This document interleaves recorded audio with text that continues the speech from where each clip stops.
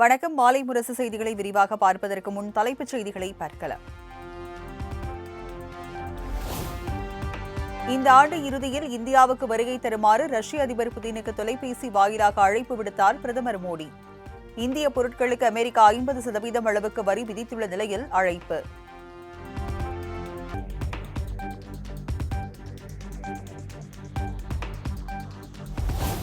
இரண்டாயிரத்தி 26 தேர்தலில் திமுக தலைமையிலான கூட்டணி படுதோல்வியை சந்திக்கும்.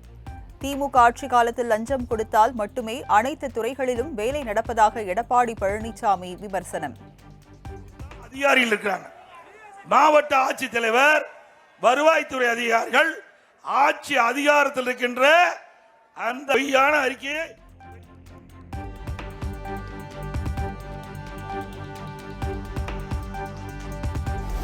முறைகேடான வாக்காளர் பட்டியல் திருத்தம் பற்றி எடப்பாடி பழனிசாமி இதுவரை வாய் திறக்காதது ஏன் என அமைச்சர் துரைமுருகன் கேள்வி.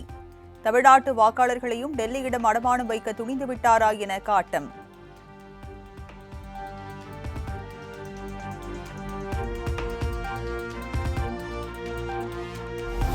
ஆட்சியில் இருக்கும் திமுக தான் போலி வாக்காளர்களை சேர்ப்பதில் தீவிரம் காட்டி வருவதாக அதிமுக பொதுச் செயலாளர் எடப்பாடி பழனிசாமி விமர்சனம். வாக்காளர் சிறப்பு திருத்தம் குறித்த மத்திய அரசின் நடவடிக்கைக்கு எதிர்ப்பு தெரிவிக்கவில்லை என அமைச்சர் துரைமுருகன் விமர்சித்த நிலையில் பதிலடி. அவருடைய உத்தரவின் பேரில் இந்த இருக்கிற அறிக்கை விட்ட அமைச்சருடைய கட்டுப்பாட்டில் தான் இந்த அதிகாரிகள் செயல்பட்டு கொண்டிருக்கிறாங்க. ஆக வாக்காளர் சேர்த்தல் நீக்கல் பணி மாவட்ட ஆட்சித்தலைவருடைய அந்த அதிகாரத்துக்கு உட்பட்டது. அப்படி நாமளாம் ஆட்சி அதிகாரத்தில் இருக்கிறோம், நாம் எப்படி போலி வாக்காளர் சேர்த்த முடியும்? திரு துரைமுருகன் அவர்களே, சிந்தித்து பார்க்க வேண்டும்.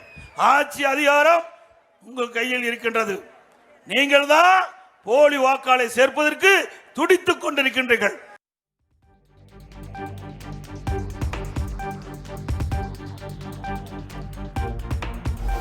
மாநில கல்விக் கொள்கையை வெளியிட்டார் முதலமைச்சர் மு.க.ஸ்டாலின். 3, 5 மற்றும் 8ஆம் வகுப்புகளுக்கு பொதுத் தேர்வு கூடாது என்று கல்விக் கொள்கையில் பரிந்துரை.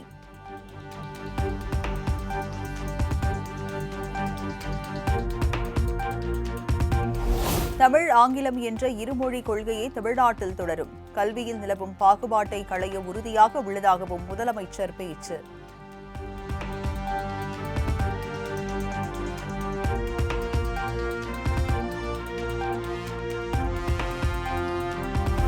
தமிழக மாணவர்கள் 100% உயர்கல்வி பெற வேண்டும் என்பதே திராவிட மாடல் அரசின் இலக்கு. மாநில கல்விக் கொள்கையை வெளியிட்டு முதலமைச்சர் மு.க.ஸ்டாலின் பேச்சு.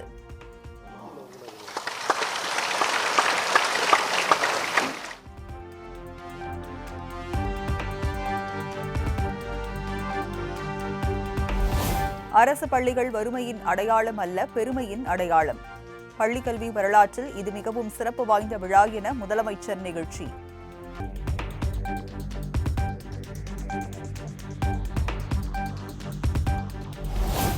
நடப்பாண்டிலேயே 11ஆம் வகுப்பு பொதுத் தேர்வு ரத்து. மாநில கல்விக் கொள்கையின் அடிப்படையில் பள்ளிக்கல்வித்துறை அமைச்சர் அன்பில் மகேஷ் விளக்கம்.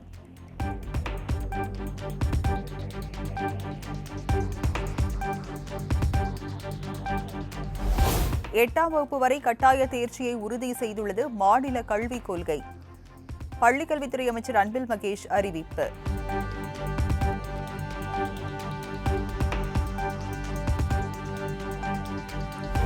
வருங்கால சந்ததியினர் மாணவர்கள் சிந்தனையை ஊக்குவிக்கும் வகையில் மாநில கல்விக் கொள்கை வகுக்கப்பட்டுள்ளது.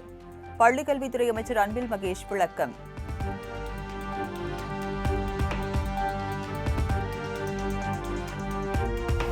பிரதமர் மோடியுடன் திமுக நாடாளுமன்ற குழு தலைவர் கனிமொழி சந்திப்பு. தூத்துக்குடி வ.உ.சி. துறைமுக மேம்பாட்டு தொடர்பாக பல்வேறு கோரிக்கைகளை வைத்ததாக தகவல்.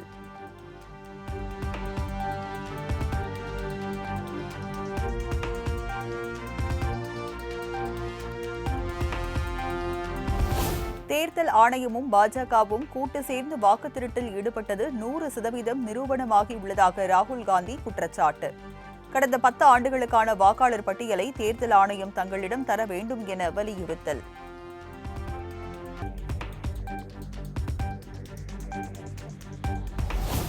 தேர்தலில் முறைகேடு நடந்திருப்பதாக கூறும் ராகுல் காந்தி எழுத்துப்பூர்வ பிரமாண பத்திரத்தை கொடுக்க மறுப்பது ஏன் என பாஜக கேள்வி. சுயாதீன அதிகாரங்களை கொண்ட அமைப்பு மீது சந்தேக பார்வையை ஏற்படுத்த போடும் நாடகம் என குற்றச்சாட்டு.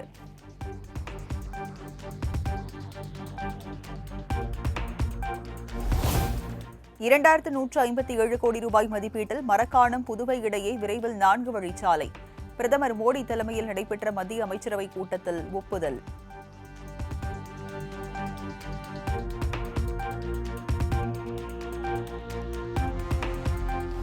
எண்ணெய் நிறுவனங்களுக்கு சிலிண்டர் மானியமாக 30,000 கோடி வழங்க முடிவு.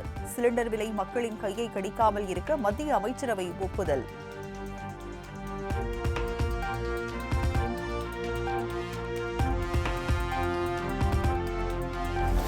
தமிழகத்தில் அரசாங்கத்தை நடத்தி வருவது முத்துவேல் கருணாநிதி ஸ்டாலின் தான் என அரசு தரப்பு வழக்கறிஞர் விளக்கம். IAS அதிகாரிகள் இணை அரசாங்கத்தை நடத்தி வருவதாக நீதிபதியின் கருத்துக்கு விளக்கம்.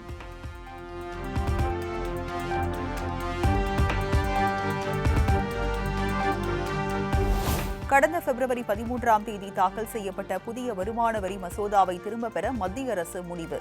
நாடாளுமன்றத்தில் திருத்தப்பட்ட புதிய மசோதாவை வரும் 11ஆம் தேதி தாக்கல் செய்ய திட்டமிட்டுள்ளதாகவும் தகவல்.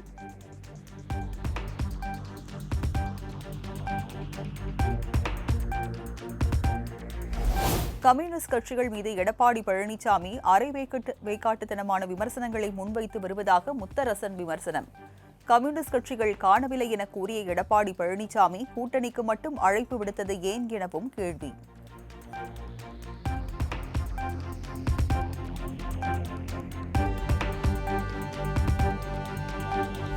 ஆகஸ்ட் 13 முதலமைச்சர் மு.க. ஸ்டாலின் தலைமையில் திமுக மாவட்ட செயலாளர்கள் கூட்டம். ஓரணியில் தமிழ்நாடு உறுப்பினர் சேர்க்கை தொடர்பாக ஆலோசிக்க முடிவு என துரைமுருகன் தகவல்.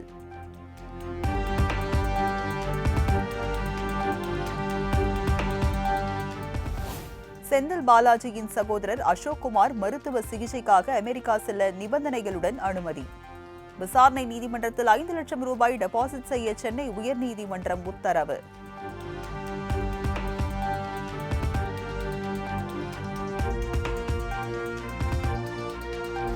தேமுதிக பொதுச் செயலாளர் பிரேமலதா விஜயகாந்துடன் அதிமுக முன்னாள் அமைச்சர் KC வீரமணி சந்திப்பு.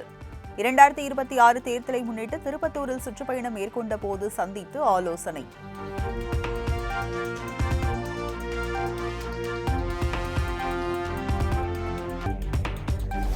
ஓய்வு பெற்ற பெண் IPS அதிகாரி திலகவதிக்கு கனவு இல்லம் திட்டத்தின் கீழ் வீடு ஒதுக்கீடு செய்ய கோரிய விவகாரம்.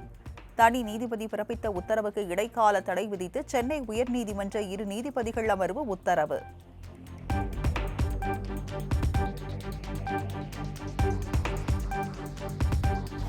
திருவண்ணாமலை மாவட்டம் கலசப்பாக்கம் காவல் நிலைய சிறப்பு உதவி ஆய்வாளர் லஞ்சம் வாங்கும் வீடியோ வெளியாகி அதிர்ச்சி. பட்டியல் இனத்தவர்களை தரக்குறைவாக பேசும் ஆடியோவும் வெளியாகி பரபரப்பு.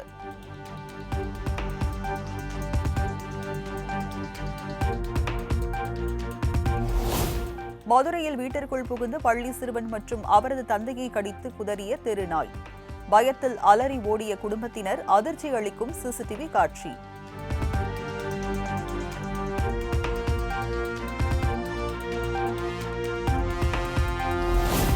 சங்கராபுரம் அருகே மாரியம்மன் கோயில் தேர் திருவிழா நடத்துவதில் பிரச்சினை. ஒரு தரப்பினர் சாலையில் அமர்ந்து பால் காய்ச்சும் போராட்டத்தில் ஈடுபட்டதால் பரபரப்பு.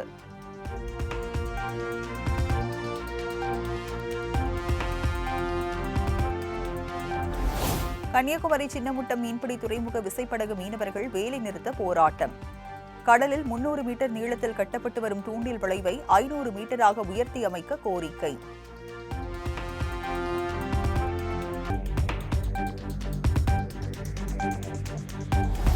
வேலூர் மாவட்டம் காட்பாடி அருகே கனமழையால் அடித்து செல்லப்பட்ட தரைப்பாலம்.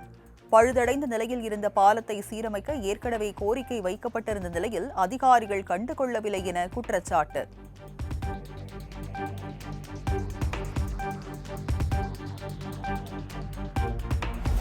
திருப்பத்தூர் மாவட்டம் நாட்ராம்பள்ளி அருகே குன்று நிலத்தை சமமாக்கும் போது ராட்சத பாறை உருண்டு விழுந்ததில் JCB வாகனம் சேதம். அதிர்ஷ்டவசமாக உயிர் தப்பினார் JCB வாகன ஓட்டுநர்.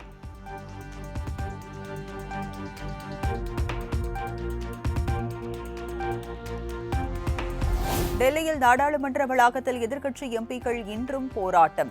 வாக்கு திருட்டு என்ற பதாகையுடன் தமிழகத்தை சேர்ந்த எம்பிக்கள் போராட்டத்தில் பங்கேற்று முழக்கம்.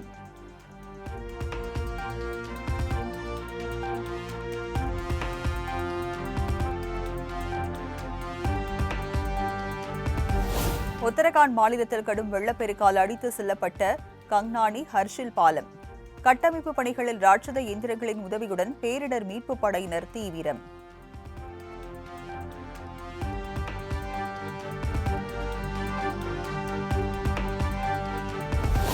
உத்தரகாண்ட் மாநிலத்தில் கடும் வெள்ளப்பெருக்கால் குப்பை மேடாக மாறிய கீர் கங்கா நதி. பேரிடரால் பாதிக்கப்பட்ட பகுதிகளை நேரில் பார்வையிட்ட முதலமைச்சர் புஷ்கர் சிங் தாமி.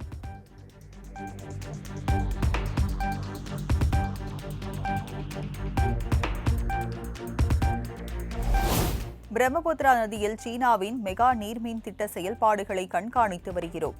இந்தியாவின் பாதுகாப்பு நடவடிக்கைகளில் கவனம் செலுத்தி வருவதாகவும் வெளியுறவுத்துறை இணையமைச்சர் கீர்த்திவர்தன் சிங் தகவல்.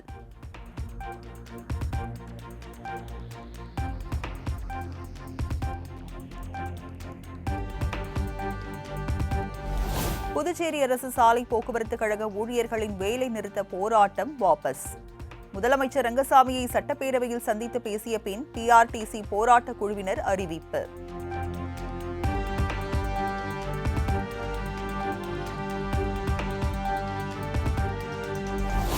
அலகாபாத் உயர்நீதிமன்ற நீதிபதி பிரசாந்த் குமார் கிரிமினல் வழக்குகளை கையாள விதிக்கப்பட்ட தடை ஆணை வாபஸ்.